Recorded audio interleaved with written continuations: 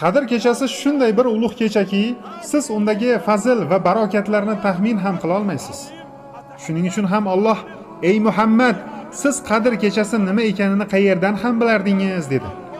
Ya'ni siz uning fazli, barokatini bila olmaysiz degani. Ortidan nima dedi? Qadr kechasi 1000 oydan yaxshiroqdir dedi.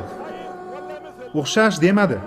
Yo'q, balki yaxshiroq, afzalroqdir dedi. Qancha oydan? 1000 oydan. 1000 oy qancha bo'ladi? 84 yil degani. Ya'ni bu kechada bir marta sajda qilsangiz va bir marta ruku qilsangiz, go'yo 84 yil Allohga sajda qilgandek bo'lasiz. Qadr kechasida ko'zingizdan yosh chiqsa, go'yo siz 84 yildan beri Allohdan qo'rqib ko'z yosh to'kyapsiz degani. Qadr kechasida sadaqa qilsangiz, go'yo siz 84 yildan beri sadaqa qilyapsiz degani. Ey birodarlar, fazilga qaranglar. Kim bunday fazillarni zoya qiladi?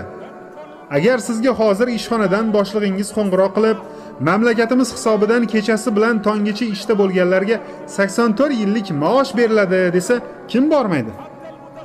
Hatto pensionerlar ham yugurib boradi. Chunki ular ham dunyoni xohlashadi. Alloh esa nima deyapti? Bu kechada iymon bilan ajr umid qilib turib namoz o'qisang, 84 yil miqdoricha ajr beraman deyapti.